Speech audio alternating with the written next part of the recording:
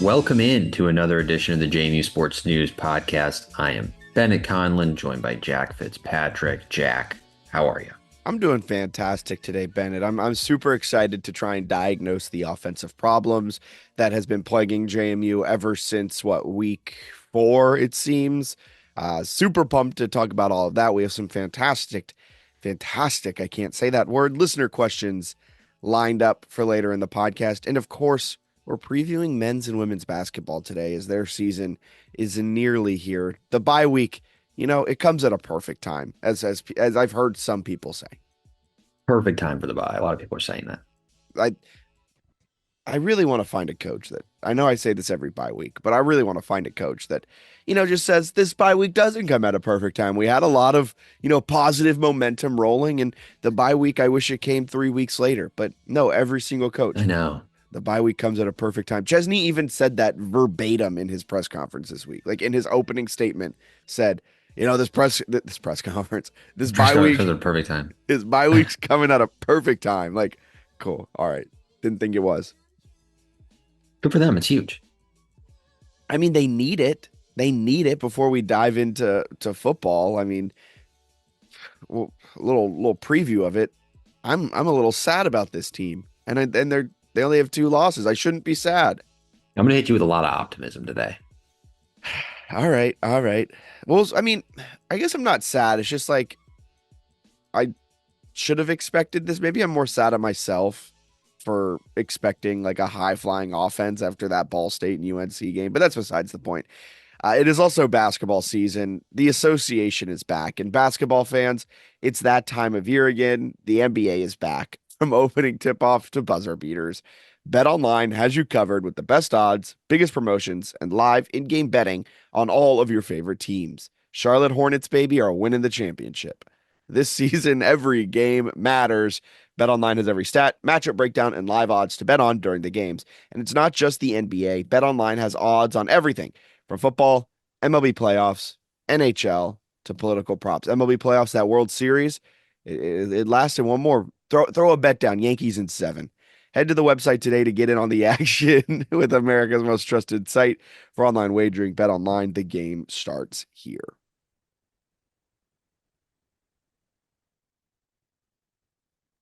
Good stuff. Yep. I thought you were gonna take over after that. That's all good. Also, shout out to the House with Delvin Joyce, our other podcast on the JMU Sports News Network. He's phenomenal. He was in the booth on ESPN Plus. I thought he did a fantastic job. I hope that they get in there a whole lot more. I think he'll be there for the Georgia State game, right? Yes, confirmed. Sources are telling me. Sources are telling you. Yeah, I'm excited for him to get more chances. I thought he was phenomenal. We're biased, but I thought he was phenomenal. Yeah, a little biased, but very good. And I think he was playing to our heartstrings by hyping up Joby Mallory late in the game. He knew his audience. He also, I don't know if you caught it when Cam Ross took it to the house. He snuck in a little to the house line. I'm gonna have to go back and watch it. I think I was caught up in the moment and missed what they were saying. But so that's where Bet Online, the game starts here, where this podcast is starting. We'll dive into kind of the broadness of the Southern Miss game, but I mean there wasn't a lot to talk about from that game. So I think, Bennett, if you're okay with it, we'll kind of take this podcast into a more listener question-y football-esque side of it, but also because a lot of the listener questions are based around how does the offense get better? What's wrong with Alonzo Barnett III? Should we bench him for Dylan Morris? And I've gone back and forth on that, and I'm gonna get out in front of it here before we dive too far into it, before we break down Southern Miss. I do not think they should bench Alonzo Barnett. Bold. No, well, I guess there's you don't have any background if you're a listener to Bennett and I's text conversation. There was a part of me on Monday that thought JMU should bench Alonzo Barnett. There was a small part of me because his play has just dwindled every single week since Ball State. But then I thought about it, and it was specific to the Anthony Richardson news that came out yesterday. And I was defending Anthony Richardson with my main point being he's super young. He needs the development and he needs the reps to get better. and he's not going to do that from sitting on the bench. And so, kind of similar to what the Colts have, it's a young whippersnapper quarterback in Anthony Richardson and this old guy who's probably not going to be around next year in Joe Flacco. So, are you hurting your long term success for short term, maybe short term success? And so, that conversation I had yesterday Spark with you. some people about Anthony Richardson made me realize I should have the same logic for Alonzo Barnett. And while sometimes his play might be infuriating, sometimes he takes sacks that you just do not understand why. Sometimes his ability to feel pressure in the pocket makes you want to pull, or I guess his inability to feel pressure within the pocket makes you want to pull your hair out. At the end of the day, he's not going to get better sitting on the bench. He needs to get better. He's played through some nicks and bruises. He's been tough. Anthony Richardson tapped out because he was tired after a scramble, which is a tough look for a quarterback, and then admitted it publicly, which felt stupid. So that was tough. Flacco's also a Super Bowl winner who's had some good performances this Okay, year and this is previous years. are you a Joe Flacco defender? No, no, I'm just saying for like a lot of Oh, people have been oh, calling for Dylan sorry. Morris, and Yeah, they're like, wow, Alonzo Barnett, his 18-2 touchdown interception ratio has me frustrated. What if we put in the quarterback with a 20-17 career touchdown interception ratio? It's like, well, that's kind of confusing. And I think like coming into the year, we thought Dylan Morris could be pretty good in this offense. We thought he'd be better against Sun Belt competition. I think all that stuff is true. I also think there's probably a reason he's not playing, whether it's that he's not 100% healthy and we don't know it, or like he just is not as good as Alonzo Barnett. There is a reason they have not put him in. So I think calling for him is a little silly, especially at this point in the season, where the only reason you would put in a new quarterback is if you believe the difference between Alonzo and the new quarterback is a much better chance to go 10-2. Because if you go 9-3, you have three Sun Belt losses, you're probably not winning the East. So then are you trying to stunt the development of your young quarterback so that you can go 9-3 instead of 8-4 and go to the same bowl game? I hope not. yeah. That seems very short-sighted and dumb. Like he has not been good the last 4 weeks, Barnett. He's struggled the last 4 weeks. It hasn't been as good. The pass blocking has also been worse. The receivers haven't done him a ton of favors. I'm not sure the play calling has been great. It seems like an entire unit that is struggling in the passing game, and not just like Alonzo Barnett is missing wide open guys every throw. A confluence of issues, you might say. They got a lot of issues. Come on, I use the word confluence. Good, that's good work. That's good work there. Thank you. Thank you. Um, his four worst graded games per PFF have been in the last 4 weeks. Hmm. Not good. It hasn't been good. And like if the coaches think that Dylan Morris or someone else would get him to 10-2 and they want to try that, by all means, like give it a go. I just don't think that's true. I Yeah. also think Barnett has a bright future and people are overreacting a little bit to some of it. I think in the moment, my fan brain didn't necessarily want Alonzo Barnett fully benched, but it was more so. I remember watching the Texas Georgia game. What was that, 2 Saturdays ago? And like to try and wake up Quinn Ewers to try to get him to play better. They put Arch Manning in for a drive or two. Didn't go well. Texas lost the game. I don't think Quinn Ewers really bounced back in that game. So it didn't really work well. But in my mind, I was like, you just got to maybe bench Barnett for a drive or two, wake him up, get him to focus. And then I was thinking about it more critically, not with like the fan hat on. And I was like, the coaching staff probably understands his personality and probably knows what like he responds to best. And benching him after what happened last season with Bucknell may just like exasperate some of the issues. So Sure. I'm going to let them handle it how they so choose. And at the end of the day, he has been a top quarterback in the Sun Belt, but he is coming off of some of his worst performances.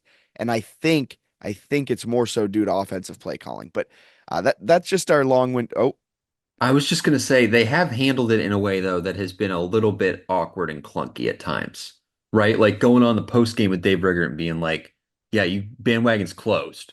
For yes, Alonzo Barnett is like that's a tough look now, right? How the last 4 weeks have gone, so that's a little bit uncomfortable. And then I thought too, Chesney was saying after the game they went for it on like a 4th and 4 near midfield to open the game, which then led to a Southern Miss field goal because they didn't get it. He said part of that was he wanted to show the offense that he has belief in them.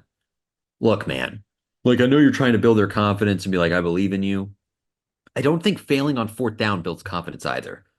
So like maybe use your like all conference punter to try to win the game and win the field position battle and realize that like maybe those extreme offensive performances against UNC were in Ball State were more of the outlier than the last few games.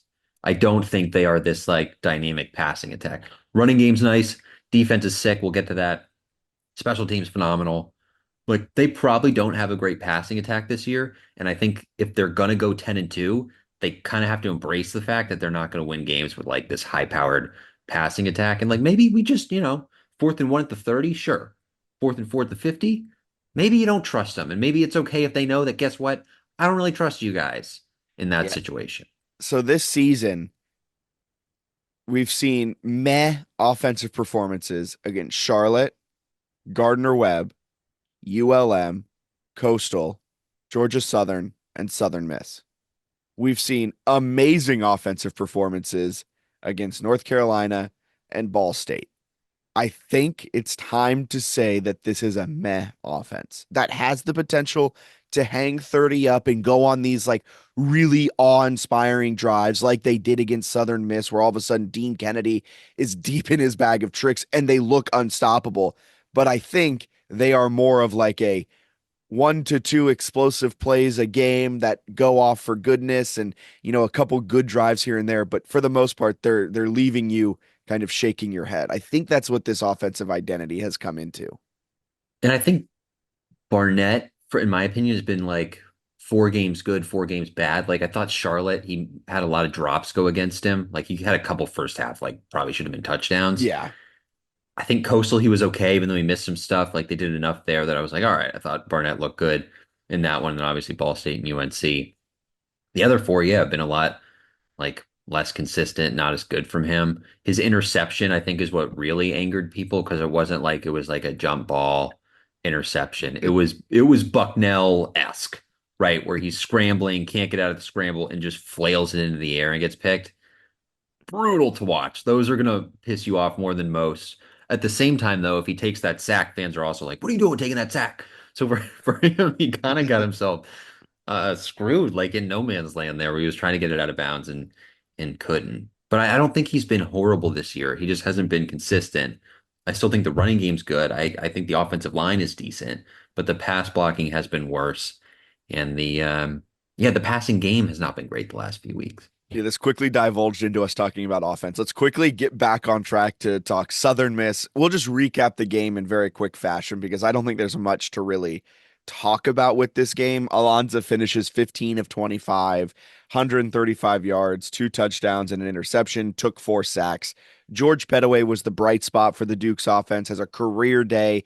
First time in his entire college career, he rushes for over 100 yards, finishes with 119 and a touchdown. Wayne Knight had 7 carries for 61 yards, averaging 8.7 yards per carry. Don't look at his long. Don't see that he actually had 6 carries for just 2 yards on the day because he had 7 carries for 61 with a long of 59. Do not look at that. He had the long of 59, got hawked from behind though, and Ymir gave him a hard He time. did. Joby Mallory came in 2 rushes, 13 yards, 6.5 yards. That's actually going to hurt his season average. What a Going dog. to bring it down a little bit from 6.9. Cam Ross had a run. Alonza finished with 3 rushing yards. He took off to run 10 times and was sacked 4. Uh, Wayne Knight 2 catches. Cam Ross had a really good game. Five Hmm. catches, not a lot of yards, but did have a touchdown. Taylor Thompson 2 catches, 15 yards for a touchdown. We got to get Taylor Thompson more involved. Ymir 4 catches for 21 yards, and George Pettaway 2 catches for 34 yards. Defensively, it was the Jacob Dobbs show. 2 TFLs, both of them were sacks, finished with 10 tackles. Jacob Dobbs did go out with an injury. It looked like something with his groin, but then went into the blue medical tent, came out, and returned back to the game. So, not sure what happened. Not sure if he got kneed in the crown jewels or what. But on the video on the ESPN broadcast, looked like it was pretty serious, and then it didn't. So good for Jacob Dobbs, and he had a fantastic game. Last 2 games combined, 17 tackles in 8 quarters. Yeah. 27, right? Is that what yeah, 27. He's been an absolute dog. So good for him. I don't know. I thought the defense was fantastic. They have 9 sacks in this game. 9 sacks. 9 sacks. Special teams had a kickoff return for a touchdown. They also blocked an extra point. Chris Sheeran took that thing back. I think what Daryl Denoy, is that how it's, or Dengoy. Dengoy? Dengoy. Dengoy. In our defense for Daryl, he's played like over 100 snaps this year, has a hard last name, not in the pronunciation guide. So I'm not taking any blame for us messing He's that not in the up. pronunciation guide? I looked the other day, I didn't see him, so I'll check again, but that's a miss, not by us. Anyway, I thought the defense was good. I thought those young defensive tackles were awesome. They had a bunch of guys stepping up. Like defense is playing well. I can't come here and complain about this game because I was talking last week about how I wish they were grittier and could grind out these like uglier wins. That's exactly what they did. So like this was right up my alley. I wanted them to win a game like this that was kind of like your offense didn't bring it and you just make enough plays to win. And they did. So is it thrilling to like struggle offensively against a bad Southern Miss team that is just really, really bad defensively? No, that's not great. But like they found a way to get the win. They won by 17. They're bowl eligible. There are plenty of positives from this one. And other positives, like around the whole Sun Belt, Georgia Southern got handed a fat L to Yeah. ODU, and that just is a wide open door now to win the East because Georgia Southern is a touchdown underdog against South Alabama this weekend. So unless they pull out a Yeah. huge upset, it's looking like all of a sudden they've lost the necessary 2 games to open this thing up. Now, granted, ODU looks like a juggernaut, and that offense will keep me up and give me nightmares for that game down in Norfolk. But that's besides the point. That's down the road. The East is wide open again. The East is wide open. So they got a chance. Look, my expectation, to be honest with you, is that they're going to go 8-4. I think they got two more losses coming. If they shock me and go 10-2, great. If they go 6-6 or 7-5, maybe I'll be a little disappointed. My expectations are pretty low though. I think they'll go 2-2 the rest of the way. But I'm feeling very optimistic. Can I talk about my optimism? Is Please, now a good please time? let your optimism out. It's not often Bennett Conlon is the one bringing the optimism. That's so true. But I got a lot of reasons that I think people should be optimistic about maybe the end of this year, but then also going forward. So I think we've maybe read too much into the UNC and Ball State games, which is disappointing. But I thought they were this all-world offense. Turns out, okay, they're not an all-world offense, but they're finding ways to win. They're improving. I think like Louisiana is a good example where Billy Napier, I think he spent 4 years at Louisiana, but his three of his last four, they go 11 wins, 10 wins, 12 wins. He leaves year one of, I think it's Michael DeSormo, their head coach. He goes 6-7 in year one, 6-7 in year two, and this is year three. They're off to a 7-1 start, 5-0 on the road. If you look at the Sun Belt standings, how do you differentiate yourself? You play really well on the road, which most teams in the conference have not done, including JMU. So they're 7-1. They've got a win over Wake Forest. Year three, after a great coach left, Signetti, I think, is a great coach. So like it probably takes a little time for Chesney to build some stuff up. But the reason I'm most excited about this team going into next year, especially, as I look this up using our PFF data. So they have 12 offensive players and 12 defensive players. So 24 total players this year with remaining eligibility after the season who have played 100 plus snaps. Last year on offense, they brought back five who had played 100 plus snaps. One of them was Tyshawn Wyatt, who has not played this year. And then defensively, they brought back four with 100 plus snaps. A lot of those guys were not superstars. So they could be bringing back 20 some guys, even if they don't retain players. And like maybe we talk about Chauncey Logan, like he's one who probably, I don't know if he'll be back next year based on some of the weird stuff that's going on with his playing time. Eric O'Neill could leave if he wants to. Petaway could leave. Like they could lose some players for sure. But I still think they're going to have like 15 to 20 guys who played over 100 snaps on both sides of the ball that could come back, which is exciting. And they have other guys who aren't at 100 snaps yet that will be. Like Wayne Knight has 85, Terry Lockett has 88, Gannon Weathersby has 83. So those numbers are going to go up. They have a quarterback in Alonzo Barnett who has played at a level I think that he is good enough to develop into like a Sunbelt star, but has made enough mistakes that maybe he won't get P4 offers. Like kind of the sweet spot, right? If you're talking about like building for next year, like the guy's shown incredible potential, but also taken some silly sacks and has grades that are low enough that like I don't know if a high level P4 is going to be like, yep, Like it could be kind of perfect. Like he's shown so many mistakes as a sophomore, but also so many good things that he could be coming back as your starter, but also not be getting poached. So he's kind of like a perfect spot to be in. I don't know. I just think the amount of talent that there could return and could retain, they have a foundation that they didn't have last year. Like you look at the players that left. Elijah Surratt was a huge loss. D'Angelo Ponce, James Carpenter, Kamara, some of the guys who graduated, they lost so many good players. And the players they were returning were like, it was like Jacob Thomas, who played a lot, but you didn't exactly know what you were going to get. The last time we saw him, Air Force kind of cooked him on like 3 touchdowns, and there was a lot of concern.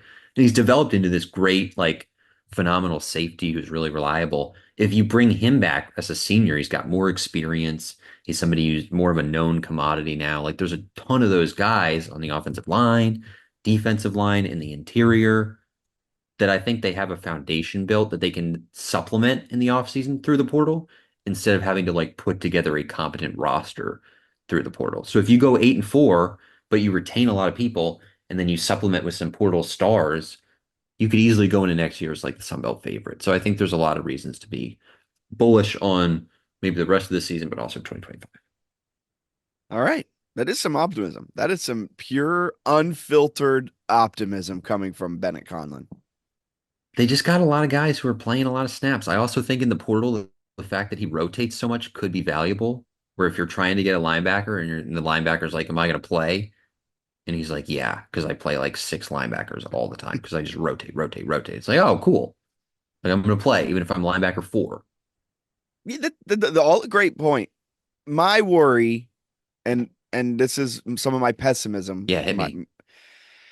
The offensive struggles just seem like they haven't been ironed out whatsoever. Like the issues that we were talking about in week, maybe not week one, because we were mostly talking about drops against Charlotte, and it seems like drops for the most part have kind of fixed themselves. But like the issues we were talking about from the Gardner Webb game are still there. The issues we were talking about from the ULM game in week 6 are still there. And that's what worries me is that granted, you could argue that Dean Kennedy, also in his first year calling plays at the FBS level, if I'm not mistaken, this is Dean Kennedy's second year as the primary and solo offensive coordinator. Last year, I believe, was his first year at Holy Cross. Before that was the quarterback coach, I think co-offensive coordinator with Chris Smith, who's the current offensive line coach for JMU after a stint with the New York Giants. But so you could argue that he grows into a better play caller, into a better kind of game manager from the offensive coordinator position because he's shown that some of his designed plays and his route combinations are really good because he's sometimes having these guys run wide open, but the offensive line issues are what's hindering the JMU offense.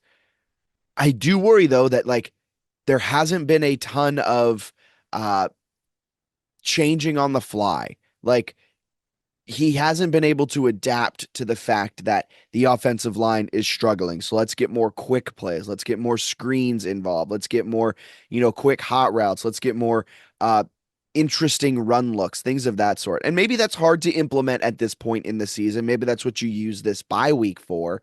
But it's just a little worrisome that that is what's happening, that there has not been really any adjustments made from the offensive side of the ball ever since ULM figured out what the secret sauce to stopping this offense is.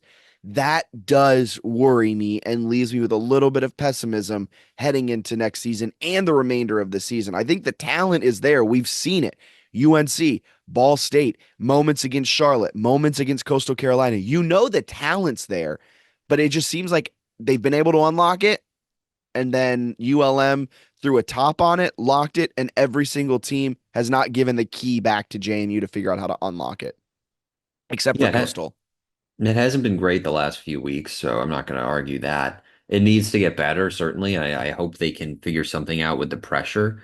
I just also think that, like, I don't know. I think that they can. And then you also look at some of the injuries, which Chesney keeps bringing up. And I know they're not like, he's trying not to make excuses, but like the two highest rated pass blockers per PFF are Sweezy and Robel.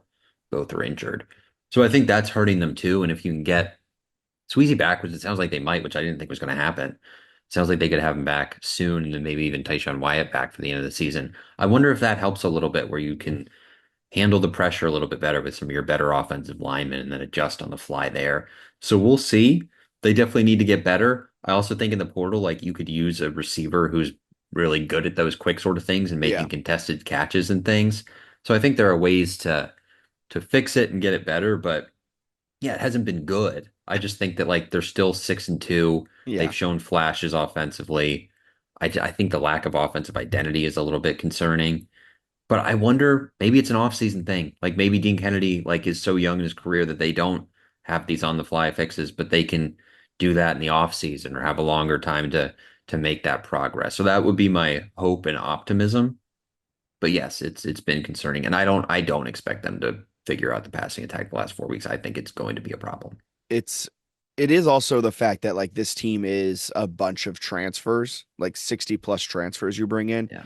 And as often as they went to the pool during the offseason, as much we were told that, this team's a family, as much as we were told that they love each other and that they're coming together so well, and we never really heard anything negative coming out of the JMU camp throughout the entire offseason. It's still 60 new guys, and so they could just not have the necessary talent that they want to run their type of offense effectively. Like, you got Cam Ross, which is good, but then Penny hasn't really lived up to the expectations preseason. He's kind of been non-existent.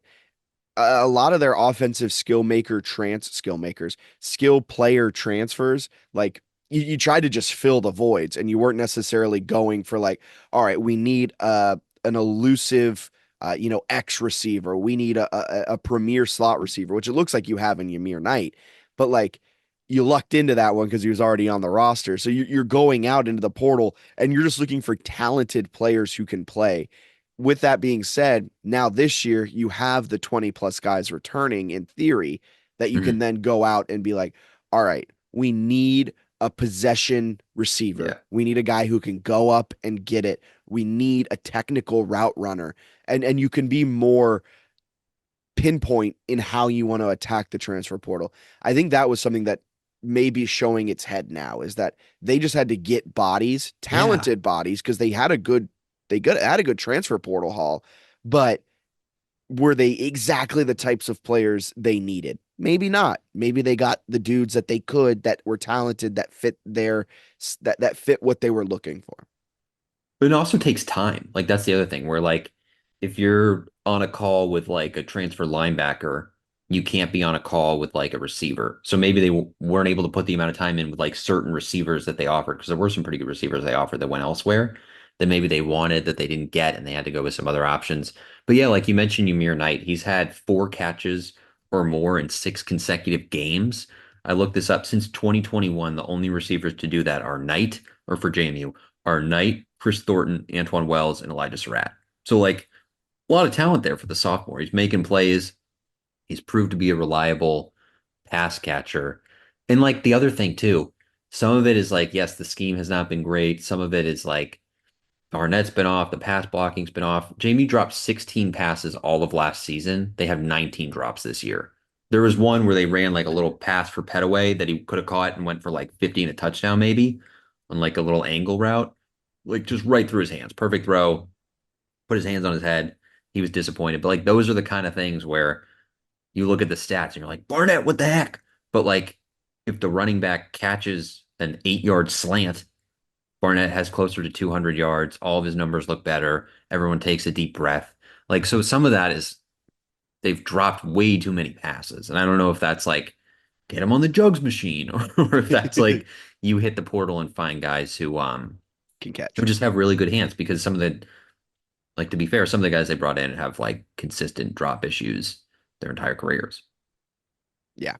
Um, so kind of shifting the focus over to Alonzo Barnett and some of the issues that he's seemingly had. And I think this issue isn't on Barnett, it's on the play calling, which is kind of the overall crux of what we're discussing. His A dot in the first 7 weeks of the season was hovering around 11 yards. So his average depth of target, his pass was traveling beyond the line of scrimmage. That number, of course, is inflated because he would have some 50-yard passes that were going deep to Dollison. Like against Charlotte to open the season, it's his highest ADOT of the year. It was 15 yards, which is an insane number, but that's due to, the couple of huge explosive chunk plays that they hit for touchdowns.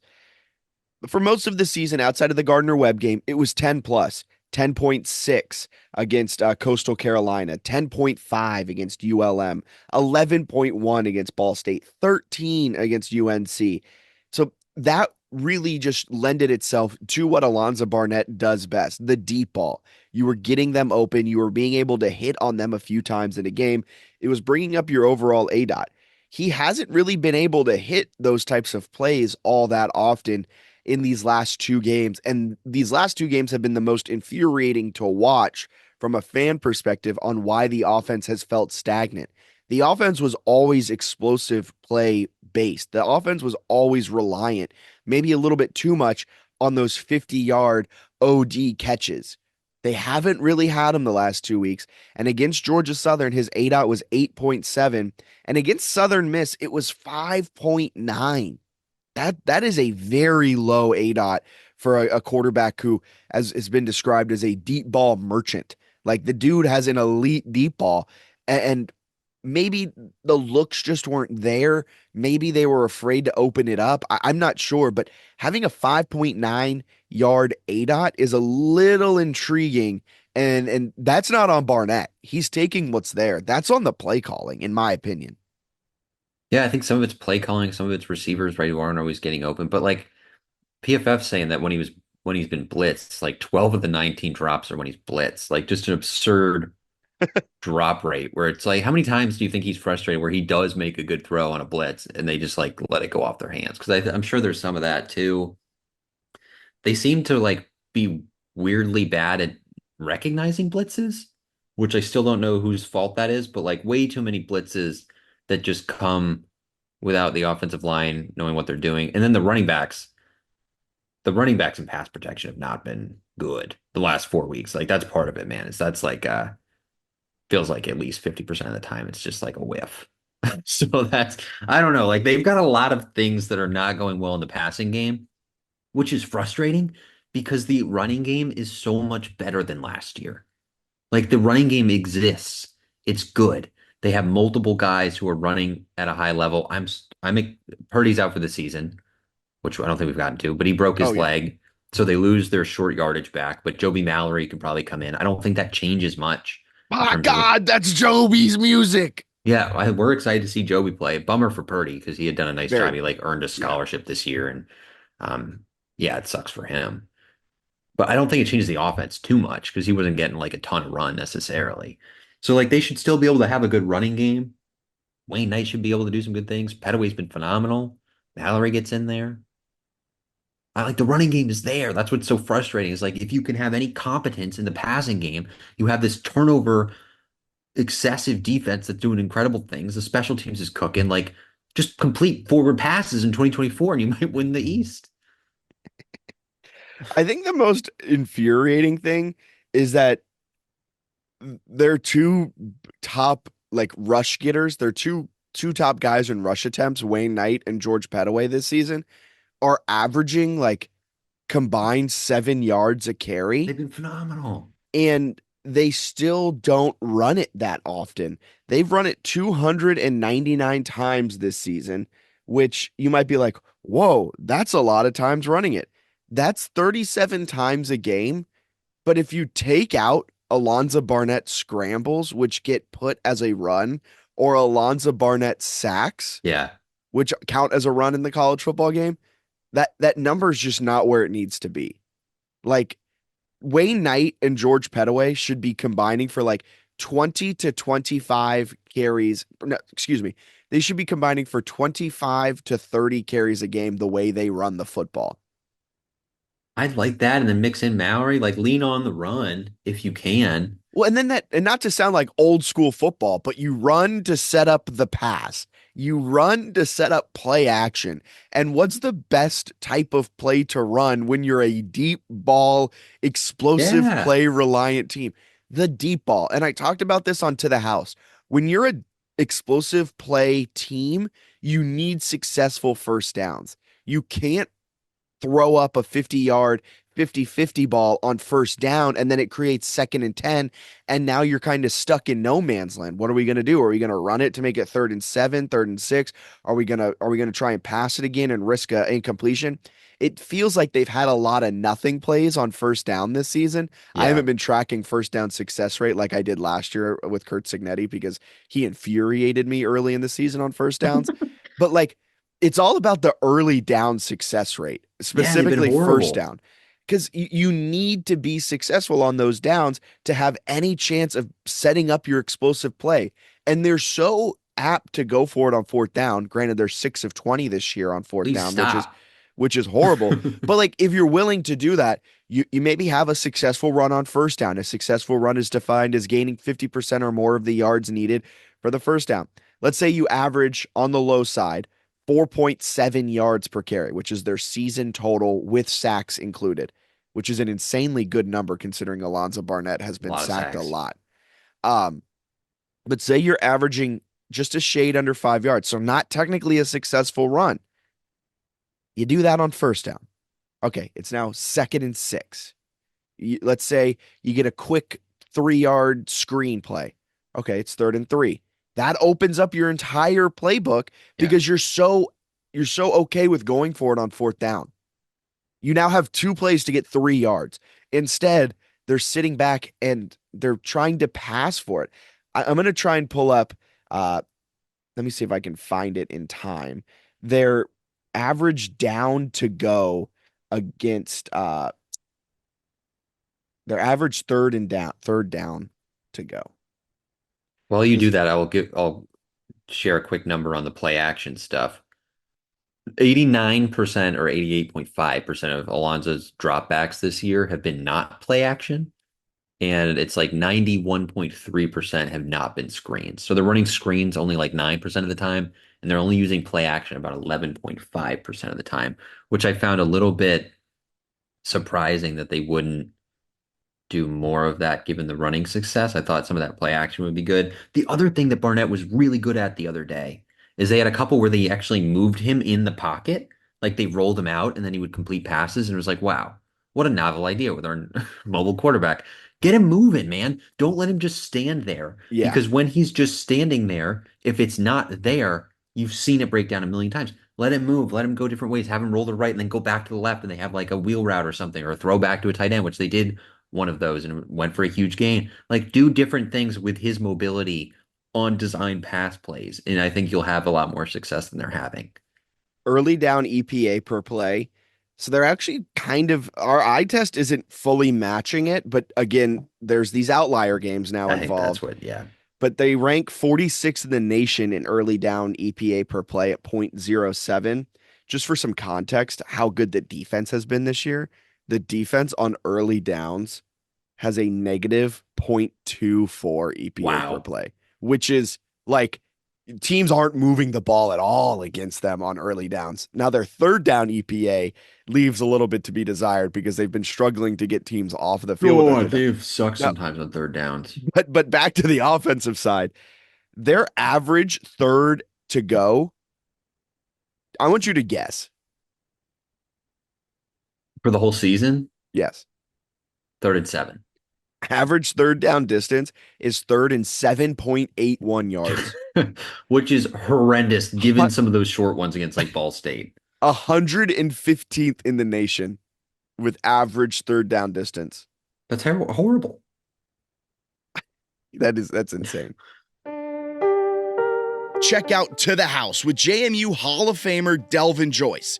To the House drops every Monday, and it's bringing you the best content around JMU football. Delvin gives his takes and his insights on everything happening around JMU football. To the House, new episodes drop every Monday. Subscribe to the JMU Sports News Network to never miss an episode. All right, so enough about early down EPA, third down and distance. I think we'll cover a lot of that here in our listener questions.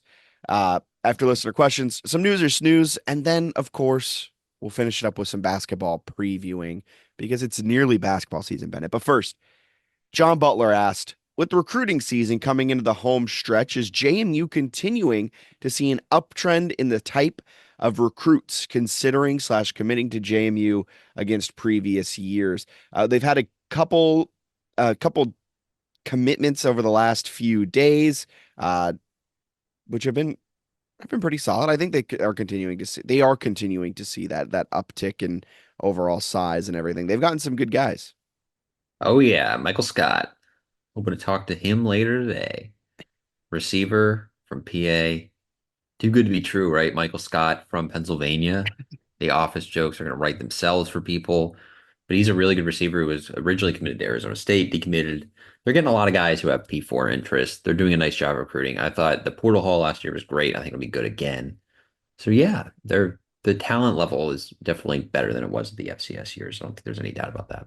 Yeah, I mean they've got Jamarcus Smith, who was a commit. He had offers from App State. William Trey Dudley III had a bunch of Group of Five guys that was going after him. Marcus Smith. Gerald James had offers from Maryland, SMU, West Hmm. Virginia. So he was a good pickup. He committed. He's still a verbal commitment. Kai Callan had some offers from the Group of Five and P4 level.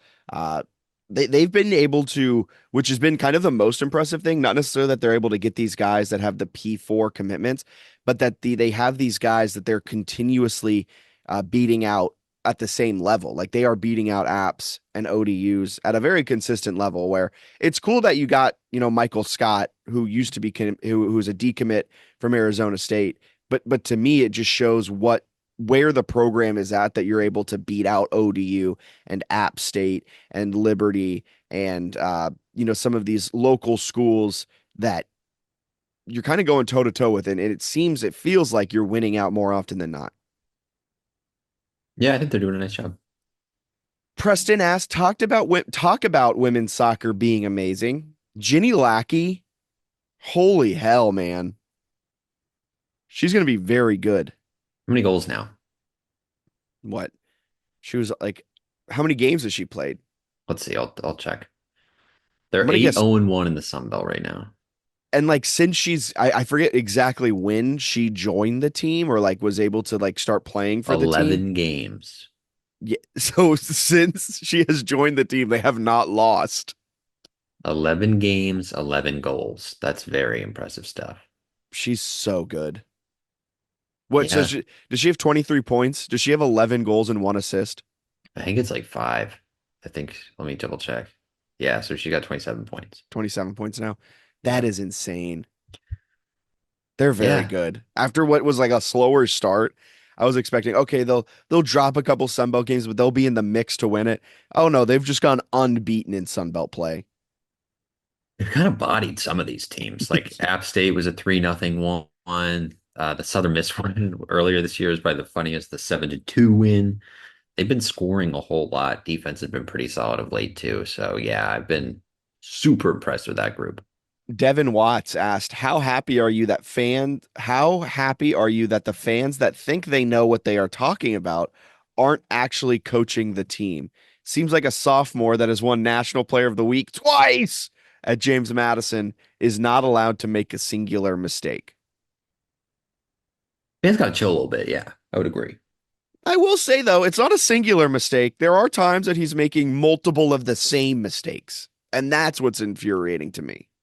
No, I like it's fair to be upset about the passing game. I think big picture, you should be pleased with like the direction of things the program's gone since moving to the FBS. But I do understand like if you throw for 135 yards, take 4 sacks, throw an interception directly to a defender, fans, it would be weird if fans were like, hell yeah. Like that would be weird. Yeah. But you're right, Devin. At the end of the day, the big picture is that this redshirt sophomore who's won National Player of the Week twice, who He's has got game. shown his capabilities, is probably the quarterback of the future, and fans should probably stop openly pining for a Pac-12 transfer. I don't know. I don't I think it's think going that to change anything if they yeah, switch a quarterback out. yeah. I think at the end of the day that the offense is kind of just like overall broken, and you could put me back there. Granted, if you put me back there, it'll look a lot worse, but you get the point.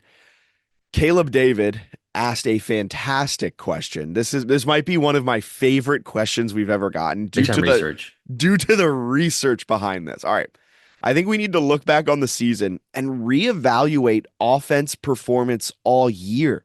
103 of JMU's 280 points are either defensive touchdowns, special teams touchdowns, or special teams muddle huddle plays like the 2-point conversions. JMU offense starting in or it's JMU offense starting in opposing territory due to turnover. So taking out points caused by defense and special teams in drives that started inside the 50, muddle huddle 2-point plays against Charlotte 21-7, Gardner Webb 10-6, UNC 44-34, Ball State 42-7, ULM 16-14, Coastal 31-7, Georgia Southern 28-7, and Southern Miss 16-12. 4 games scoring less than 20. The average score 35-18. That's the average actual score. The adjusted score is 22-16. The adjusted record is 6-2. Lose to ULM, lose to UNC, beat ULM. So 103 points taken away, JMU total points. If you can kind of follow that thing. Yes. I think it's they're highly reliant on like the team is on the defense and the special teams. I would absolutely agree with that. Do you have another? I feel like you're holding No, something. I agree with that. He says in a follow-up tweet that like it's an imperfect model but thought-provoking, and I kind of agree with that because like they had great field position. I can't remember exactly how it started. Great field position at some point in the Southern Miss game, and Barnett threw a dime to Taylor Thompson for a touchdown. Like in that situation, the offense did exactly what it was supposed to do. So like I don't feel comfortable taking away those points. Yeah. Like he threw a dime in the back of the end zone. Like those are still that's good. Like you know what I Yeah. mean? So I don't think it's a perfect thing to say that like would take all of those away. So I agree with him there. But I do think, yeah, like they've been reliant on the defense and turnovers. And I would definitely agree. It's an interesting way to look at it. I would like to see, Caleb, if you're listening, I would love to see what their points are when you take away the explosive plays too. So like within that framework of defensive touchdowns plus special teams touchdowns plus special teams muddle huddle plays plus starting in oppose. Actually, I would prefer taking out JMU offense starting in opposing territory and replace that with explosive plays. So plays above, 40 yards and see how much it changes. Because then that tells you how many points have actually come from like sustained drives. Why don't we just take all their points away and they don't have All any? right, all right. You know what I mean. You know what I Well, it's mean. like what are they supposed to be allowed to do if they can't start an opposing territory and they can't have an explosive play? It's like I No, don't I know. said keep. I said I know. I But look, like, look, look. if you take all these caveats and you're like if the defense gets a turnover and they get the ball to Southern Miss 20 and they score a touchdown, that's every part of the team working perfectly. My bigger issue is like the Georgia Southern game when they got the ball in opposing territory and they couldn't score. Yeah, That was like jarring. But yes, they've been relying on the defense. They've been relying on the special teams. The offense needs to get better. They also have had their moments where they've been phenomenal. yes. So I don't want to completely poo-poo the offense, but I agree with the general premise that like yes, the defense and special teams have played at like this team should be in the playoff level, and the offense has played at like I don't know if this team should be in a bowl game level at certain times. They've also and that offense, that same offense, has also played at wow. They should be in the college football playoff level. They had a couple games like that. Yeah. It's insane. Alex, name 5 schools that you wish JMU played every year in every sport. I'm sure you both will say UVA and Virginia Tech, so I guess I want to hear your other 3. Probably just like Sun Belt East teams. Boring. UVA, Virginia Tech. Every sport. I mean, it'd be cool. Like there's some that would be clearly like a basketball fun one, right? Where you're talking about Duke. like VCU, men's and I was thinking like regional, but yeah, Oh, Duke would be fun to play in. It would be probably like ACC teams, NC State, Duke. Those would be cool. And then like West Coast, I'd love to play like Boise State or San Diego State. San Diego State's got a really well-rounded athletic department. yeah, San Diego State would be fun. For basketballs, you have VCU, Richmond, Hmm. Mason Yeah. consistently kind of rebuild those rivalries from the old CAA days. That would be a lot of fun. Maryland could be fun for Maryland would be a good football one. and basketball. Yeah. Um, Penn State would be fun. hmm There's Just some good kind of, ones. yeah, that's kind of just kind of like big schools around the area. Yeah. Alex also asked, since we're in everything school, what sport would each of you wish we had at JMU that we currently don't have? I think the low-hanging fruit is men's lacrosse, right? That's the low hanging fruit. Yeah. I was thinking men's wrestling. That'd be cool too. Yeah. I think both of those would have decent support. Lacrosse probably would have pretty good support Yeah. and to try to parlay off of the success of women's. 83 Duke, any thoughts on how we can dictate the pace of play on offense when we have player substitution changes on most plays, allowing the defense to make personnel changes at their desired speed? I mean, if you're making a substitution, you can't dictate speed. Bennett's clapping this one. Yeah, just like run up tempo sometimes and stop subbing. Like when they're talking about like not having an offensive rhythm, it's like maybe because you're rotating players every 2 seconds. Yeah, I'm all in on this. When it's like they're sitting there and how many is one of the teams did it in a very funny way where they were like really pushing the limits on it with how quickly their players were getting on and off the field. And I can't remember who it was now. It was one of the recent ones. Maybe it was Georgia Southern. But I don't remember. Maybe it's ULM. Who knows? But they were like when JMU would sub, they would wait to rotate like defensive tackles, like basically until they got set, just trying to burn the play clock, and then they couldn't change because they would have 3 seconds to snap it. They couldn't look at the defense and then make an audible or something. They didn't seem to have a counter to it. They're just like, oh man, that sucks. Yeah. Or good play by them. It's like, no, just go faster, do something else, change it up. Yeah. Because as long as you're making those offensive substitutions, like the defense can dictate whatever they want. Like you Yeah, are it's then at the like, you have to go fast and not make the yes, substitutions. You have to yes. I wouldn't hate the rotating as much if it was like an every drive type of rotating. Like, Mhm. okay, this is your drive. Okay, this is your drive. But instead it's like, okay, second down, this is time for Joseph Simmons. Third down, Ramil, get back in there. First down, bring out Josh Toner. We're only going to play four offensive linemen on this one. All right, second down, let's bring in this guy. And it's like, brother. The passing game strikes me as a players and coaches are overthinking the crap out of everything, right? Like I feel like they're like, we got to get in the perfect personnel grouping. We got to get the perfect play. We got to get the perfect check. We only throw it if it's perfectly open. And then it's just all of them are like thinking, thinking, thinking, and then they just end up taking like a 10-yard sack. It's like, Well, just go. you see that sometimes with Alonzo. Like he's Yes. clearly in his head, like processing way too long. And I don't think it's for a lack of an ability to process. Me neither. I think it's because he's thinking way too much because the coaches have put so much into his head. And like, look at the ODU true freshman quarterback. The dude's like, all right, my first read's not there.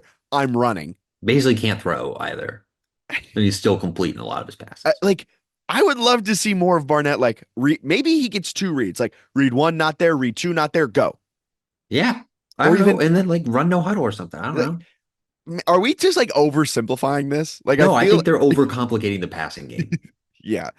That's Patton. Dylan Morris. Can we see him play one series? I mean, with the amount they rotate, I'm shocked we haven't seen a Dylan Morris package like we've seen for JC Evans. What would it hurt? When we played there, our coach started the whole second team. When we played there, our coach started the whole second team in the second half and we went down and scored, which was great. And then the first team got motivated and came back and scored 4 touchdowns in a row. Great move. I don't know what he's saying in the second part. Was he a former player? Like maybe this is a previous game where they've done something like that. That's my read, but I don't know. But yeah, I think that's what you were getting to, right? The idea of like a spark of like Yeah. just changing it up, letting Alonso take a deep breath, watch a series on the sideline. I think the issue is you create like a nasty quarterback controversy the last 4 games of the season that could stunt the confidence of your future quarterback. That would be the downside. And then Also, although it would shut everyone up if like Morris comes in and throws a pick and then you just take him out and you're like, all right, everybody shut the it would be hilarious if they like coordinated that. All right, Dylan, you're gonna throw a purposeful pick yeah, to just like shut everybody everyone up. shut up. That'd be hilarious. Talk about overthinking. Matt Tashner, is AB3 holding onto the ball too long? What do the stats say? When he's blitzed, yes. I mean that Yeah. that average time to throw jumps up to about what 3.5 seconds or so. Um, he I'm looking what his time to throw is in Yeah. comparison to the rest of the country, just like pure time to throw. While I'm that's pretty loading, sure he was like, yeah, so under pressure. So here for kept clean, his time to throw is 2.44 seconds. It's 3.66 under pressure, which is just, you don't have 3.5+ seconds to throw a football in today's game. Like the whole idea of like modern football is like there's a ton of passing going on, which means you have to get after the quarterback very quickly. So your secondary doesn't have to cover for a gazillion seconds. You do not have that long to throw the ball. So yes, he's holding onto the ball too long. yes, And I think they're holding onto the ball at like his grades against pressure are like the worst in like top bottom 10 in the country. Like they're like your eyes are correct if you're watching this game being like, Jane, you can't handle a blitz. That's accurate. You're that's right. true. All right. So yeah, I mean PFF's still loading up for me, taking its sweet time. So I'm trying to unfortunately, get that time to throw. Let me see. Mine's loading a little. I'm Sorry, trying to I get gotta just do the like minimum drop back. Somebody here is 7 seconds to throw. It's under pressure. Yeah, 3.66 is pretty bad. It's like 27th worst in the country under pressure. yeah. It's too Well, long. Dan Miller asked, "What does the Sun Belt have to do to sign agreements with better bowls? Big start to the basketball season versus Ohio, but is this the last year JMU plays like Mary Baldwin, UIC, and Utah Valley?" Two different questions there. First, does the Sun Belt have any chance of getting better bowls? I think that'll be hard in the immediate future. Yeah, it's all about like media rights deals and trying to like figure that out with bowls. And as And I, much as it sucks, it's easy to be like, gosh, like, why would they not want JMU against an ACC team and all these G5s against ACC teams for ratings? It's like, well, because we're not like the average college football fan, and most average college football fans would prefer to put on like an ACC versus Big Ten game. Also, I think this might be a shot, but like I think we over hype ourselves like Yes. as JMU fans. I've seen it with Marshall fans too, where they're like, just put us on and we can guarantee a sold out crowd and the best ratings of all bowl games. And it's like, you can't. Like it won't be because the only people watching it are like us. Degenerate bettors, people who are Like extremely bored. Yeah. exactly. But like if you turn on like the Holiday Bowl and it's, Indiana who just missed out on making the college football playoff, who was like the best story in college football all year against, I don't know, a resurgent Pitt team who couldn't make the ACC title game because like they faltered late. Yes. It's like, yeah, that's much better than watching JMU take on Clemson. Yeah, most people don't give a crap about, yeah, yeah. So it's, Clemson's probably the wrong team to pick in I that know what you're saying, scenario. but yeah, yeah, Like it's just it is funny. Like I saw Marshall say that where they were like there was a projection that I think they're at like the Myrtle Beach Bowl or something. yeah. And this Marshall podcast, I think they're called Herdcast, was like, if you put this under the lights, Marshall fans are selling it out. And like I've seen the same rhetoric from JMU fans, and it's like, I don't think we sold out the Air Forces Bowl, Armed Forces Bowl. It's also, yeah, I don't know. A lot of it depends on like the network. So Jamie fans will be, well, I don't know. It's also, you can tell a lot about like how much a team really draws in TV by how much they talk about it. Like Indiana fans aren't going to be like, we had the ninth most watched game. Jamie fans do that. Like that's not like 300,000 people watch. Like that's not that cool, man. Yeah, the top five all had over 1.5 million, and we're at 300,000. We pulled the most on a Tuesday night at 7 p.m.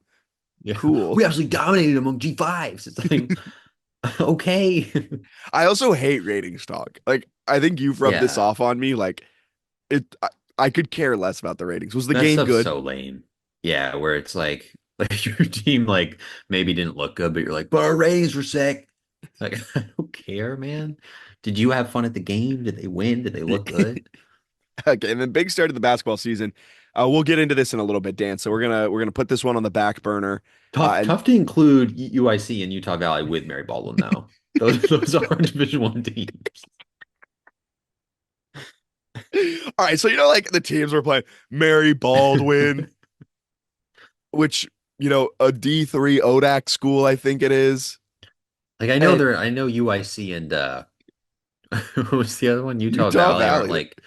Isn't Utah Valley okay, or did I make that up? I think they're fine. I think they're all right. The UIC Flames, right? Yeah, I mean, like it's different than Mary Baldwin. Those will count like for toward the net, and those are Division One. Yeah, those are real things. But Mary Baldwin is not a real thing. They're Yeah, actually a that one doesn't count. figment of our imagination. That one doesn't count. Caleb asked, but we'll get into that in a little bit, Dan. Caleb, another Caleb, after UNC and Ball State, and he abbreviated Ball State as BS, and I thought he was Okay. saying like it was Oh, BS. oh yeah. But after UNC and Ball State, AB3 had me down to my knees with his deep ball and even a solid intermediate game. Recently, though, I have stood back up to peer over the mediocrity that is QB1. What's the deal? Not enough time, perchance? Lost confidence? Or even a larger issue? Still heart, AB3. I don't know if you can say you're peering over his mediocrity and then just give him a heart. That's a good question. I think it's a little bit of everything. I think the confidence isn't great. The offensive line, the drop passes, it's all a little bit disjointed. But yeah, I kind of agree that he still has like a ton of potential. So I think that's a fair question. But yeah, I think really what the deal is like the inability to sniff out pressure. Truly, Like like, I and think also, that like and that's what's so infuriating. It's like at home watching on the ESPN broadcast, you can sit there and be like, they're bringing pressure, and then they don't pick it yeah. up, and then he takes the sack, and you're like, what are we doing? What are we doing? What are we doing? Here's another question for you. So Cam Ward actually leads the country in time to throw when blitz or when under pressure. Miami's quarterback, legitimate chance to win the Heisman Trophy. He's taking longer to throw under pressure than Alonzo Barnett. How could this be? How could this be? I thought you guys said time to throw was terrible.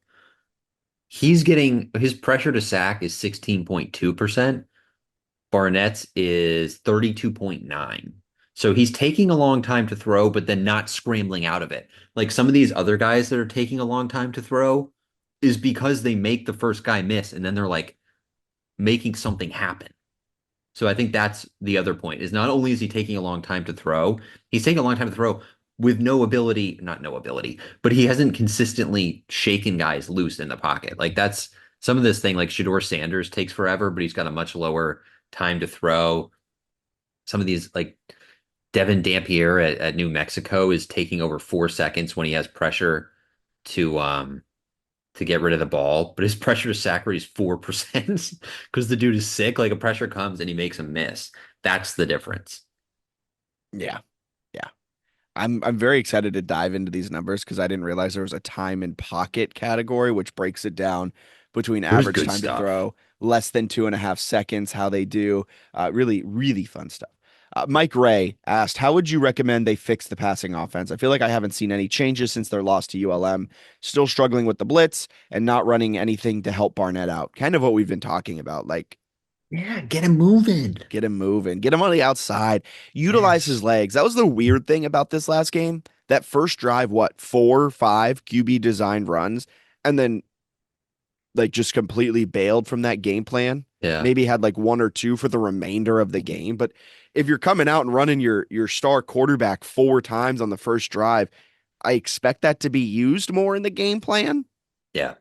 And then said they were like, all right, that's it. Good stuff, guys. Pack it up. Time to leave. Chris Lyles asked, how bad does AB play for another quarterback to get a look? Based on what we've seen, worse than he's playing. Very true. Um, Last call for alcohol. Yeah, we got a few in those. If you could change just one thing about the team culture atmosphere to better the program for the future, what would it be? That's from Jake Nelson. I assume this is a field hockey question. Yep. They're doing a lot of things right now, the way they're playing in the MAC. So I'm not sure I'm changing a lot about what Coach Morgan and the girls are doing. Yes. And then now football, of course. Okay. For football, it would just be like if I had the power to do anything, it would just give them a lot more NIL money. That's going to be the issue. I think the thing I would change is like JMU fan donations, like to the collective and things of that sort. Like from the Duke Club perspective, from a Montpelier collective perspective, even just from like a generic, I was trying to combine generally and generic, from like a generic university perspective, JMU does not give money back. Like our alumni do not donate back to the university. And so that would be something like from a fan culture to change because I think that would then enhance everything. Like you look at the big dogs in the sport, the LSUs, the Indianas, these teams with huge boosters and huge donor bases. JMU will never really grow to that type of size with the type of donor base we have now. Yeah, fair. What what would drive bowl attendance more for JMU Nation? I 88 JMU 2. Location or opponent? For me, it's location.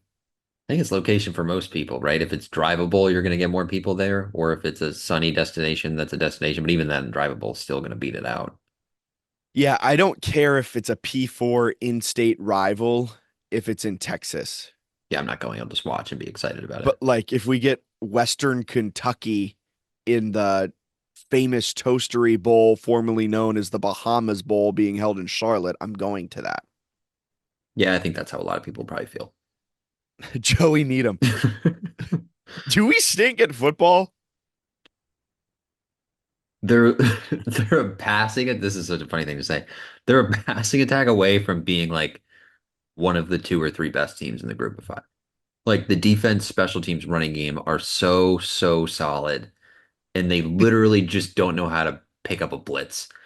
And if they can figure that out, they could go 10-2. Like if they can figure out how to handle a blitz, they will go 10-2. That's insane. So maybe in some ways, yeah, maybe they do stink if they can't figure that out. JMU RVA. Will our quarterback stop sucking? Again, I don't think it's Alonzo sucking. I Yeah, think it's the system. yeah. Can I say something that I know we're recording a podcast, but this is just between me and you. Mhm. Chris Smith will have an enhanced offensive coordinator role next season if he stays. We'll see, man. There could be some coaching shuffling. He was the primary He offensive was. coordinator before he left Holy Cross. Was. That's got to be an interesting dynamic in the coaches locker room. Yes. Like really interesting. Mace Win Duke prediction: will football experience a conference change or head coaching change next? Head coaching. Yeah, for sure. They're not changing conferences for a long time. I think Keith Gill, the Sun Belt commissioner, will make sure that JMU does not leave. And maybe this is me being a JMU fan and having a big head like a lot of other Sun Belt fan bases think we have. But I think JMU is a cornerstone team for this conference, both football and basketball, that like Keith Gill will do everything in his power to make sure that JMU does not leave. JMU is their best chance at making the college football playoff in the next 5 years, and JMU basketball is their best chance. Yeah, it's their best chance at winning March Madness games, which has a direct correlation to bringing a lot of money into the conference. Yeah. Also, where are they going? Big 12's not calling. ACC's not calling. That too. I forgot about that part. All right, so that's it for listener questions. You ready for news or snooze? Let's skip news or snooze today because I didn't prep it, and we still Okay. got to preview basketball. Okay. Preview and basketball. This is a long podcast. This That's what I was thinking. God, we already hit running out of time on Do our we crank out second. a real quick basketball one, and then we'll just dive in more once they get after the opener? Yeah, probably. All right. All right. Let's do a quick roster overview on Yes. them because this is a team that we talk a lot about transfers for football, but like basketball, it's almost entire. I think they have what of players who played meaningful minutes last year, one returner. Yeah. Yeah. So It's transfer boys. in the offseason, they added OVC preseason player of the year, Mark Freeman, who missed all of last year with a Dog. injured wrist. He is first team all Sun Belt in their preseason rankings. Xavier Brown is back there. They added Bryce Lindsey, a former top 75 overall recruit from Texas A&M. Eddie Ricks, who was a baller at Morehead State. That was one of the most excited, like under the radar transfer pickups that I feel like fans didn't focus fully in on. Eddie Ricks is going to be a monster. Elijah Hutchins Everett came over from Seton Hall. Justin Taylor came over from Syracuse. Matt Hain, who's a redshirt freshman, I think he's a walk-on, came He's a over walk on, yeah. from Morehead State. Will Lovings Watts was one of the late guys that added in this transfer window, came in from Northern Illinois. Ebenezer Dewana from Georgia Tech. Noah Williams, another late add in the transfer portal from Washington. Jarrell Pope, a returner. AJ Smith from Southern Indiana, built like a linebacker. Red Thompson, the lone true freshman on this team from the recruiting class. Crazy. Ada McKeon, a returner. Jarrell Roberson, a returner. Shane Feeden, a returner. And Luke Anderson, a Division II standout from Florida Southern, expected to be a big-time player wearing number 44, stands 6'7", 232. On paper, they're loaded, right? Like Elijah Hutchins Everett, apparently, I think Shane Metlin tweeted he had 22 and 10 in a 20-point secret scrimmage win over Virginia Tech. All right, sign me up for that. 7-footer is 260, can fill it up. I feel like they should be incredible. I mean, Mark Freeman's a dog. He could be one of the best guards. They could have one of the best backcourts at the entire mid-major level with Mark Freeman. And they got Brown, some of the other guys like Justin Taylor, some of these bigger guards. Noah Williams is a very talented player if they can get him in. I like they're deep. I don't know, man. I've got high expectations. Schedule's not that hard. Like I think they should be really good. I have higher expectations for this team than I did last year's men's basketball team. And can I say something? I'm more excited for this basketball season than I was football. Oh yeah. Like this is a ridiculous roster that Preston Spradlin has put together. And then, oh, by the way, he has a 4-star coming onto campus next year. Yeah, he's recruiting at kind of an unbelievable level. And then they have guys that maybe won't draw a ton of headlines, but like Eddie Ricks is going to be such a good defender and rebounder. Like I think they're going to be incredible defensively. I think they've got the ability to score with different guys. Getting Mark Freeman, I don't know if people understand like how big a deal that was. Like Memphis, Wisconsin, like the teams that were trying to get him are like players. And he was like, I'm going to play for Preston Spradlin again. That dude is a power conference player. And then they have other guys who were literally at power conferences playing a bunch. Like Hutchins Everett's going to be the best big man in the conference. They got the best guard in the conference. I don't know. Ju- They're going to be. Justin Taylor, when he was playing at his position, was a ACC good guard. He was playing a ton for Syracuse. Like, yeah, I don't know. It's hard to look at this roster and be like, oh man, it could be a long year. They should be boat racing some of these teams. Now they have to get it all to like click together. But the amount of talent they've added, Spradlin's a really good coach. Like, yeah, I think the expectation is like you contend for the Sun Belt and you put yourself in a position to make the NCAA tournament. It's going to be so much fun. They start the season off against Ohio, and then they're on the road at Norfolk State. Yeah. Mary Baldwin will be coming to town. Towson away, UIC on a neutral court, George Mason, East Tennessee, and Utah Valley all at home, at Wake Forest, and then they begin conference play on December 21st. It should be a really, really dominant start to the season. Only real test will be Wake Forest, but even that I think is a winnable game with this roster. And if you pick up that Wake's ACC nice win, though. yeah, I know they are, but I think JMU can be real nice. Like I think JMU has another March Madness run in them. And I'm very intrigued to see the type of team that Preston Spradlin deploys. Yeah. Historically, he runs a very slow type of offensive Yes. team, ranking 337th in the nation a year ago at his adjusted tempo. Plays lockdown defense, tries to play lockdown defense with good offense. That was his kind of framework at Morehead State. But now he has like legit talent. I'm very excited to see how he adjusts his coaching style if he does it all with this type of roster. Yeah, scored 92 in a secret scrimmage. He's probably moving a little faster than he used to. We'll see, man. You don't want to read too much into the secret scrimmages, but Ohio wants a great test early in the year. I'm excited to see. And then they come to Towson. They come near me on November 16th. I might have to get myself out there. Heck yeah. And then jumping over to the women's side, the women's team, I think, has potential to do what they did, was it COVID year? When the Yeah, year that could be before nice. you were kind of like banging your head against the wall with some of the mistakes they were making, but return they Ooh, returned everyone going into that COVID year. Then they were amazing, and then COVID ended it. It was a team that could have gone on a really special March Madness run. Well, last year they make it to the Sun Belt tournament final. They looked really good at times last year. They had some slumps, but overall, then they return everyone. Peyton McDaniel is back. She's just a redshirt junior. that doesn't make any sense to me. I feel like I, she's, I don't know how. I feel like she's been there since Kamaya was there. yeah, That's I my don't son. know. But I mean, they're loaded like Kozlova, McDaniel, Ashanti Barnes apparently has taken a huge step. As long as Sean, they don't travel anywhere that has visa issues for Kozlova, this team yeah, should be great. exactly. They had O'Regan did a funny interview with Dave Rigger where he was like talking about different players. He talked about Rose Scott, the Marshall transfer, graduate transfer, and he was like, "Look, I'll be honest. There were some rumors that she had some like baggage, that she was a tough player to coach." And he's like, "And we've just had an honest relationship." He was like, "Rose Scott doesn't love running sprints, but she's doing it for me, and we talk about certain things in practice where it's like, okay." Like maybe you don't have to do that, or maybe I don't need to make you do that because you're a graduate transfer and we know what you bring to the team. I love that. Love that. Just being open about like, yeah, some people have had a hard time coaching her. We think it'll be fine because we're not going to make her run sprints. I also thought that was funny coming from Marshall, where she did not vibe, I guess, with Kim Caldwell, where all they do is press, which means And they're run running a ton sprints. of sprints. So she did probably did not vibe with that.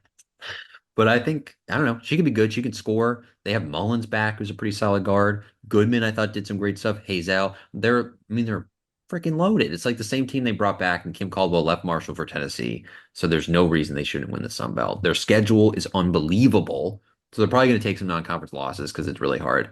But it's going to test them, and they should go into Sun Belt play looking like a juggernaut. Yeah, they played the big one home against Texas on December 8th. They That's gonna play be in cool, this though. that's going to be awesome. They play Purple in Heaven.